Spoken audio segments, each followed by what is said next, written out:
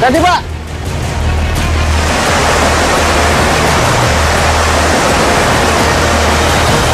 Jauh-jauh datang ke pulau, Lawan ombak juga. yang dicari tuh ini, cucuk manuk.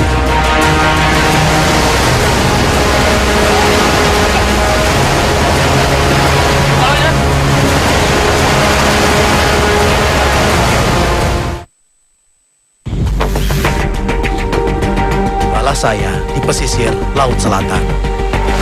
Laut di depan kami terkenal dengan ombaknya yang di atas. Ya, laut yang merupakan bagian dari Samudra Hindia ini sejak zaman dahulu terkenal susah ditaklukkan oleh para laut mancanegara seperti armada Inggris, Portugis, dan Belanda. Pemirsa, saya bukan sedang cari masalah di Laut Selatan ini, tapi saya bersama nelayan dari Kecamatan Munjungan di Trenggalek ini sedang berusaha mencari lobster. Nah, dimulai dengan mencari umpannya, lalu nanti kita akan nyari titik mencari lobster, dan memang medannya luar biasa menantang. Lobster bukan pekerjaan mudah. Tempat hidup hewan krustasea yang berada di sekitar karang-karang terjal menjadi tantangan tersendiri bagi Pak Nur dan para pemburu lobster. Nyawa adalah taruhannya. Ombak besar siap menghempaskan mereka. Karang tajam di bawah menunggu siapapun yang kurang hati-hati.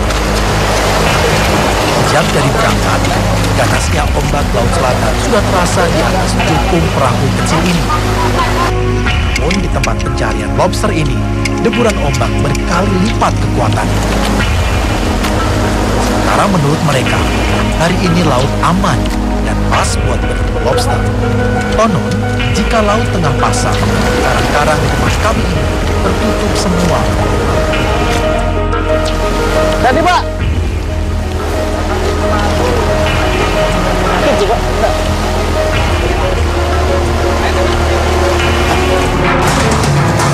Jika dengan jukung kecil ini sudah membuat saya cemas dengan keselamatan saya, maka saya tak bisa membayangkan risiko nelayan yang hanya menggunakan rangka. Sampai di tepi karang, saatnya kami mencari umpan lobster. Umpan lobster adalah kerang-kerang kecil. Pak Nur dan nelayan harus hati-hati, karena kadang kerang yang tajam bisa menggores kaki dan tangan mereka. Umpan telah siap. Saatnya umpan dipasang ke dalam lengker. Lengker adalah alat andalan Pak Nur untuk menangkap lobster. Bentuknya dari kecil berkerangka lingkaran dengan batu sebagai pemberat. Umpan sudah terpasang, nelayan harus segera memasang lengker ke sela-sela karang di dasar laut. Sembarangan pasang, harus tahu lubang dan jalur mana yang dekat dengan lobster. Bukan cuma satu, Pak Nur membawa 4 lengker untuk dipasang. Nah, gelombang yang semakin tinggi, dirinya harus berkali-kali masuk ke dalam air dan memasang perangkap. Jika dirasakan, risiko kehilangan nyawa ini terkadang tak sebanding dengan lobster yang didapat. Lobster merupakan hewan nokturnal yang biasa mencari makan alam hari. Karenanya, lobster akan dibiarkan berada di bawah air selama semalaman. Kan sudah terpasang semua. Tinggallah mereka menunggu keuntungan. Harap lengker mereka berisi lobster esok hari. Sembari meniti perjalanan pulang, Pak Nur dan kawan-kawan bergerak ke sisi karang yang lain. Mereka akan mengambil perangkap yang sudah dipasang malam sebelumnya. Mereka harus mengingat di mana perangkap berada malam sebelumnya.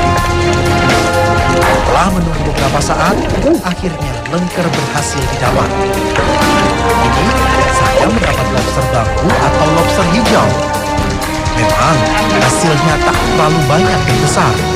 Namun mungkin inilah rezeki mereka hari ini. Tantang maut di Laut Selatan, serta berharap hasil dari alam menjadi pilihan hidup nelayan. Masih hidup ini, Pak?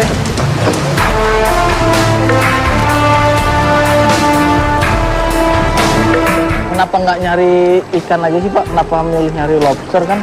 di laut kan mungkin lebih ombaknya nggak seganas yang di depan karang-karang ini loh. Betul. Kan kita kalau ngambil lobster, ini kan kita biarpun hasilnya lobster itu sedikit, hasilnya itu kan lumayan dibandingkan ikan. Ikan kita ngambil dapat seperahu, hasilnya kan sedikit. Nelayan sebenarnya berharap lobster mutiara yang mereka dapatkan karena harganya yang sangat tinggi. Ternyata lobster mutiara makin susah dicari. Kecil, laki-laki, perempuan, lobster itu tetap ada yang ngambil? Iya. Oh, jadi tetap diambil juga sama Ya, Bapak? diambil. Tapi laku? Laku. Laku? Laku semua. Dari berapa? 1 on, 2 on, sampai 1 kilo ke atas. Laku ya? Laku semua. Pak Nur dan kawan-kawan masih akan memeriksa perangkap di tempat lain. Saya memilih menepi ke karang. Sejenak perhatian saya tertuju pada Pak Tukiman. Usianya sudah kepala 4. Dirinya masih bertahan mencari lobster untuk mendapatkan penghasilan. Yang membuat saya terpukau adalah Pak Tukiman tak memakai alat bantu apapun, berenang dan mengandalkan kecekatan mata dan tangannya menangkap lobster. Untuk itu, Tukiman harus berjuang melawan ombak keras di karang dangkal. Berkali-kali ombak menghempaskan dirinya ke karang. Pengalaman puluhan tahun membuat dirinya sudah paham dengan ombak ini dengan karang. Sedikit demi sedikit, keranjang lobster pun terisi. Dalam waktu kurang dari 2 jam, hasil tangkapan lumayan banyak. Nah katanya nggak langsung diterima juga Mas? Kata ada syarat-syarat juga dari pengepulnya. Iya, ini yang diterima itu yang bisa hidup. Hidup pertama tuh ya? Yang pertama kali bisa hidup, terus nggak lepas kakinya. Ini ada yang lepas nih? Ini cuma 2, misalkan 3 ini nggak laku lagi. Kalau 2 masih bisa? Masih bisa diterima. Oh, tapi kalau itu Mas, kalau mati diterima nggak? Diterima tapi murah harganya. Murah berapa biasanya? Biasanya yang laku ini bisa 300, cuman 100. Cuma 100.000? Populasi lobster berkualitas yang semakin jarang sedikit banyak mempengaruhi ekonomi nelayan di pantai selatan. Kok puas Mas? Agar ketersediaan lobster di laut tetap terjaga, sebagian warga menjadi pengawas perburuan lobster di pantai selatan.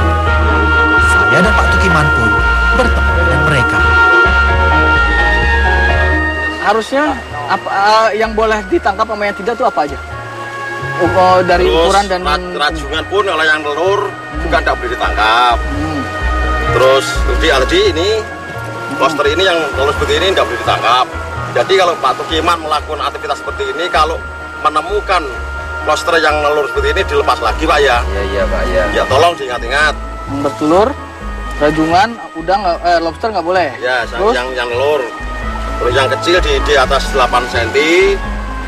Itu kalau Pak Tukiman melakukan aktivitas seperti ini harus tidak boleh ditangkap. Terlanjur kena Pak itu tadi. Ya ini peringatan. Tapi kan ini laku juga Pak di pasar. Ya lakunya semua laku. Cuman kan kita itu butuh masa depan anak cucu kita. Jadi tidak harus sekilas kita itu kaya raya sekarang ini. Tapi kalau sekarang saya kaya raya, tapi akhirnya anak cucu kita itu tidak dapat apa-apa kan rugi. Yang rugi kan kita sendiri. Ternyata dari hasil tangkapan Pak Tukiman, terdapat lobster yang sedang bertelur dan berukuran kecil. Bapak-bapak pengawas ini pun mengingatkan tak asal ambil lobster. Peraturan Menteri Nomor 1 Tahun 2014 melarang penangkapan lobster yang tengah bertelur. Lobster anakan yang panjangnya kurang dari 8 cm dan berat kurang dari 200 gram juga tak boleh ditangkap. Tak cuma lobster, aturan ini juga memuat batasan penangkapan kepiting dan rajungan. Ancamannya main-main, 3 tahun penjara dan denda sebesar 150 juta rupiah bagi nelayan yang kedapatan melanggar peraturan. Sayangnya, bagi para pengawas, kerja mereka saat ini belum maksimal. Upaya menegakkan peraturan yang mereka jalani bagai pepesan kosong. Nelayan nakal yang mereka tangkap bisa bebas begitu saja. Kita diri Pak, kita antar. Pengawasan tak bisa dilakukan sepihak. Butuh kesadaran bersama tentang penting kelestarian habitat laut. Laut yang penuh biota akan menjadi rezeki bagi nelayan di sekitarnya. Sebaliknya, tanpa kehidupan biota laut, maka laut tak akan berarti apa-apa bagi nelayan. Dari laut, kini saatnya Pak Tukiman menjual hasil tangkapannya. Dalam waktu kurang dari 24 jam, lobster dari Trenggalek ini akan dibawa ke pasar internasional. Semakin segar lobster, harganya semakin tinggi. Lobster kali ini hanya Rp350.000 per kilogram. Ternyata, pasokan dari negara lain masih cukup penuh di pasaran. Di sini, saya baru mengetahui pengawasan lobster tak berhenti di laut. Walaupun sangat berhati-hati, lobster nelayan. Sanksi keras terhadap para penjual lobster yang dilarang bisa membuat usaha mereka seperti karir. Lobster bertelur yang masuk terpaksa mereka kembalikan ke laut. Aturan ini tidak main-main. Beberapa pengepul sudah merasakan kerugian besar akibat mengirim lobster yang di luar ketentuan. Sejak kapan nggak boleh itu? Kita nggak bulan-bulanan. Dari pas baru ini Menteri Susi ini. Iya. Terus kurang ikan sate Kediri itu Pulau Betowangsul, Pulau Dameli Rambak, Pulau Pong malih laut. Oh ya, tapi ibu tetap ambil dananan terus ditaruh di laut lagi. Iya. Masalah mesakne Mas. Oh. Sing jare mulai saler, ngonger.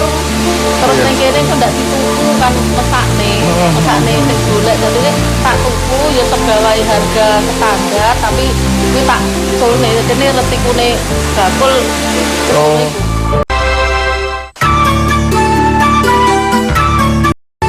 Lobster-lobster yang sudah disortir dan memenuhi syarat kemudian siap dikirim ke pengepul yang lebih besar.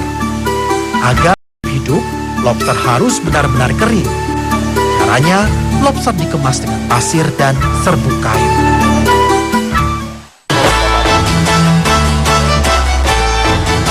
Tak semata-mata mencari rupiah, makin banyak nelayan, pengepul dan pengusaha yang sadar tarian biota laut, maka makin terjamin kekayaan laut yang kita miliki. Ujungnya, kesejahteraan nelayan pun makin mungkin diraih.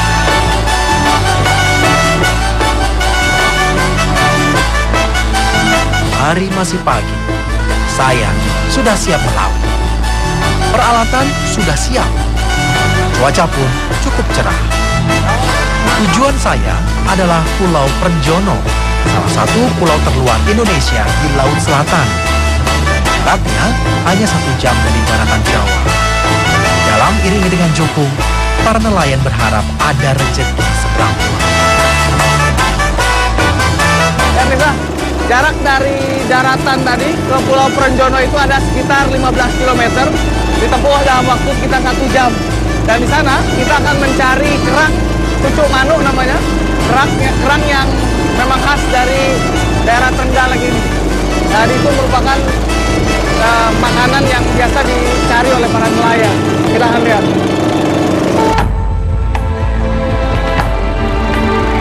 Ada lobster, kerang pun jadi. Nelayan meyakinkan saya, di pulau nanti cucuk manuk akan melimpah. Memang tak ada penghuninya. Hanya nelayan singgah saja yang mengambil cucuk manuk di Prenjono. Mesin perahu 5 PK kami akhirnya sampai di tepi daratan. Pulau Prenjono merupakan satu dari 57 pulau kecil di Kabupaten Trenggalek. Mengelilingi pulau ini hanya butuh waktu kurang dari 1 jam. Saya langsung menuju sisi selatan pulau, bagian yang lebih sering terpapar ombak yang tentunya lebih banyak karang. Namun, jalannya cukup sulit. Bukan hanya melewati semak belukar, tapi juga pinggiran karang. tanpa menunggu aba-aba, langsung berpencar mencari cucuk madu dan kerang yang melimpah di sela-sela karang. Modalnya cukup parang untuk mencongkel kerang yang menempel kuat di karang. Di pulau ini, cucuk mano hidup tanpa gangguan manusia, maka tak heran jika jumlahnya pun melimpah.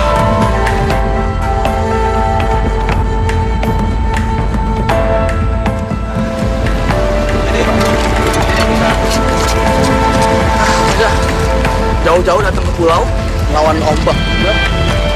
Yang dicari tuh ini cucuk manuk, kerang cucuk manuk. Cucuk manuk itu dalam bahasa Jawa artinya paruh burung, karena memang bentuknya lancip seperti paruh burung. Ini katanya enak dan juga bergizi. Nanti kita sama Pak Nur akan masaknya.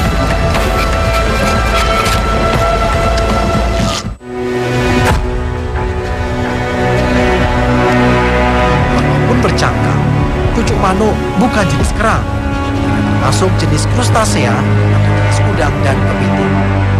Selain cucuk mano, ada juga yang menyebutnya teritik. Cucuk mano hanya salah satu dari 1.200 jenis teritik yang ada di dunia. Hewan pemakan plankton ini biasa hidup di karang-karang yang mengalami pasang surut. Nelayan harus berkejaran dengan ombak yang mengambilnya. Mereka harus pindah tempat untuk berlari saat gelombang surut bersiap pasang. Sambil berpacu dengan waktu, nelayan keranjang mereka dengan cucuk madu. Waktu ombak bersahabat seperti sekarang memang panjang. Bahkan nelayan pun tak bisa memperkirakan kapan akan kembali ganas.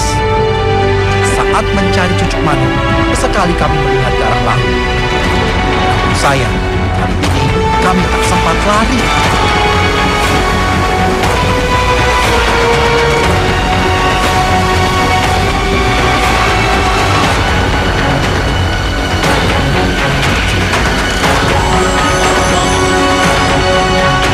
Bermain-main dengan Laut Selatan berbuah petaka. Sepertinya cukup bagi saya merasakan sendiri bahaya kehidupan nelayan di Trenggalek sekedar.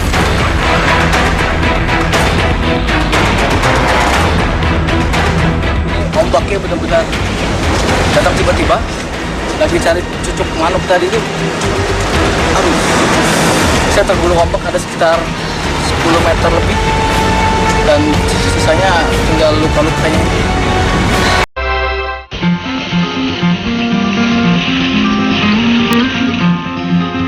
Sementara saya sudah menyerah, nelayan lain masih terus mengisi keranjang mereka.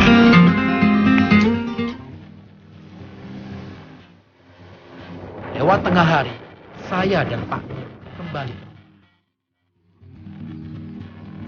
Di dapur, ibu-ibu sudah siap mengolah cucuk mano dan kerang lain hasil pencarian hari ini.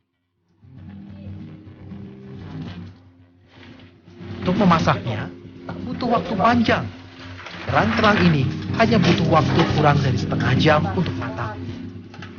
Hanya saja memerlukan bumbu yang cukup banyak, menghilangkan bau amis pada kerang. Kehidupan nelayan di Trenggalek sangat sederhana.